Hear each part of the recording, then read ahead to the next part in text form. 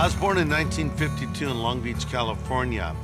My mother was stunningly beautiful. She was a dead ringer for Marilyn Monroe, but she seemed to be trying to find her purpose in life in a relationship with a man. She was married and divorced 7 times and had a lot of boyfriends in between. My mom also was a raging alcoholic. And when I say an alcoholic, I'm talking about full-blown, passed out drunk pretty much every night. So I had to grow up quickly because I, in some ways, had to be a parent to my own mother. It got me searching for answers at a very early point of my childhood.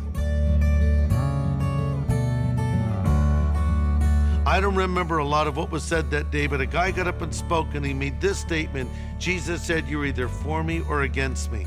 I looked around at the other Christians and I thought, well, I'm not one of them. Does that mean that I'm against him?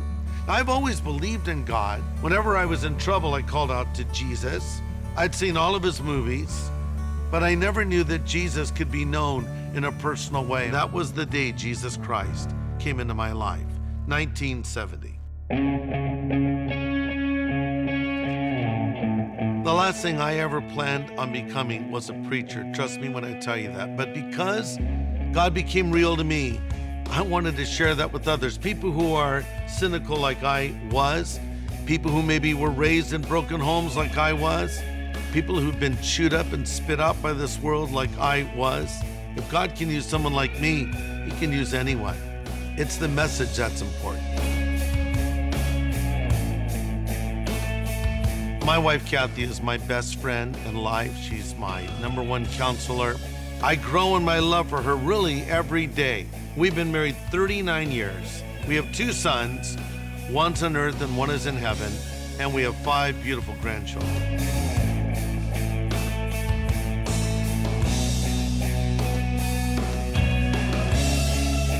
Well, for my downtime, I like to ride my Harley. I surf when the water is above 70 degrees. There's no one out competing for waves, and I'm in the mood, which means rarely. But honestly, one of the things I love to do more than anything else is just hang out with my family and play with my grandkids. Sometimes I think we think of life like a movie. You know, maybe it's a tragic story, but we'll say it's just a movie and the credits roll and we leave the theater.